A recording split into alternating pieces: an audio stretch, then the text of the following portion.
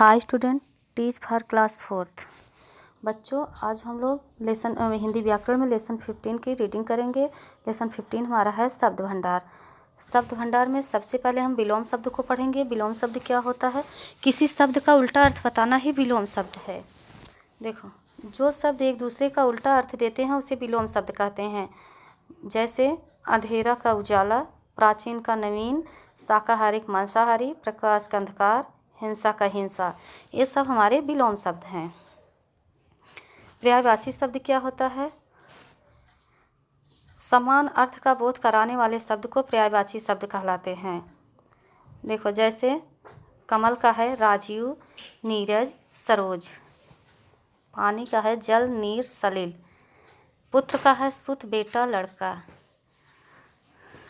ये सब हमारे पर्यायवाची शब्द हैं। बच्चों, आप लोग बुक में भी सारे पर्यायवाची शब्दों को पढ़ डालना।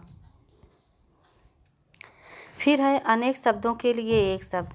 अनेक शब्दों के लिए एक शब्द क्या होता है? देखो, जैसे सांप को दिखाने वाला आया है तो हम उसको कहेंगे सपेरा। किसी सेंटेंस को कोई वाक्य बहुत बड़ा है, उसको एक शब्द में लिखना या पढ़ना ही अनेक शब्दों के लिए एक शब्द कहा जाता है। जैसे गाना गाने वाला गीत गा रहा है, मतलब गायक गीत गा रहा है। गाना गाने वाले का एक शब्द क्या होगा? गायक होगा। अनेक शब्दों के लिए एक शब्द क्या है? केवल फल खाने वाला शाकाहारी। केवल फल और सब्जी खाने वाला शाकाहारी है। जिसका पार न हो अपार है। जो देखने योग्य हो दर्शनीय है।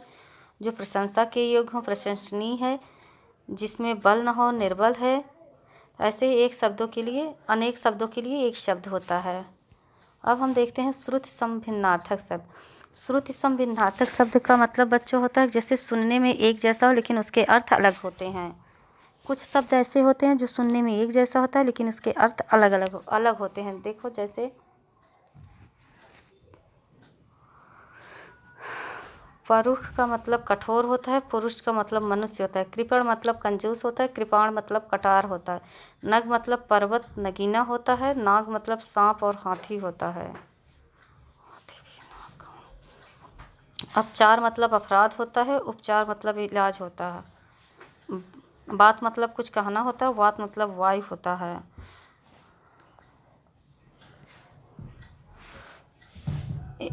नेक्स्ट है एकार्थक प्रतीत होने वाला शब्द। एकार्थक प्रतीत होने वाला शब्द होता है जैसे जिसका जो एक अर्थ जैसा प्रतीत होने वाले कुछ शब्द होते हैं। जैसे आज्ञा, बड़ों द्वारा छोटों को कुछ करने के लिए कहना।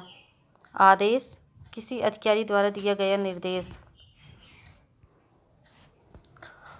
इच्छा, किसी वस्तु के प्रति लगन का भाव। अभिलाषा, कोई विशेष इच्छा। पीड़ा शारीरिक होती है।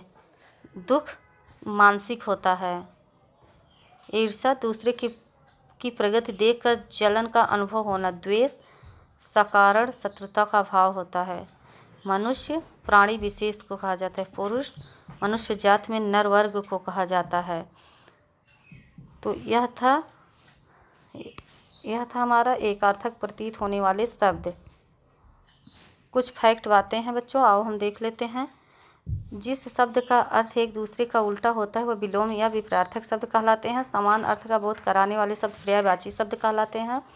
कुछ शब्द समूहों या वाक्यांशों के लिए एक शब्द का प्रयोग किया जाता है, इसे वाक्यांश शब्द समूह के लिए एक शब्द कहा जाता है। कुछ शब्द उच्चारण में एक जैसे लगते हैं किंतु उनके अर्थ में अंतर होता है, ऐसे शब्द श्रुति भिन्नार्थक शब्द कहलाते हैं। कुछ शब्दों के अर्थों में थोड़ा सा भेद होता है, इन्हें एकार्थक प्रतीत होने वाले शब्द कहे जाते हैं। आइए बच्चों, हम लोग इसकी एक्सरसाइज को देखते हैं। पहला है उचित पर्यायवाची शब्द पर सही का निशान लगाइए। घर का क्या होगा? लास्ट है भवन। भवन हमारा सही है, इस पर सही का निशान लगा लीजिए जैसे बुक में निशान लगाया गया है। नेक्स्ट है आग। आग का अग्नि होगा। पर्वत का गिर होगा। कपड़ा का वसन होगा। नेक्स्ट क्वेश्चन है नीचे दिए गए शब्दों के अर्थ स्पष्ट कीजिए। अधिक, ज़्यादा, पर्याप्त, आवश्यकता अनुसार। दौड़ना स्वाभाविक दौड़। भागना भय के कारण भागने की क्रिया। पीड़ा शारीरिक कष्ट। दुख मानसिक कष्ट। उन्नति ऊंचा उठने का भाव। प्रगत आगे बढ़ने का भाव। नेक्स्ट क्वेश्चन है, नीचे दिए गए वाक्यांशों शब्द समूहों के लिए एक शब्द लिखिए। मांस खाने वाला, मांसाहारी। जिसके पार न हो, अपार। जो श्रद्धा रखता हो, श्रद्धालु। जो दिखाई न दे, अदृश्य। नीचे तीन तीन पर्यायवाची शब्द लिखिए। घोड़ा का है अश्व, तुरंग है। राजा का है नृप, भूप, नरेश। पानी का जल, नीर, सलील। नेक्स्ट क्वेश्चन है, नीचे दिए गए शब्दों के विलोम शब्द लिखिए। वीर का कायर, दुख का सुख, नवीन का प्राचीन, अंधेरा का उजाला, स्वतंत्र का परतंत्र, दुर्गंध का सुगंध, सुगंध का दुर्गंध।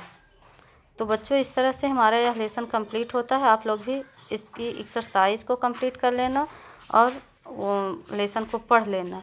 नेक्स्ट लेसन के साथ हम फिर मिलेंगे। Thank you.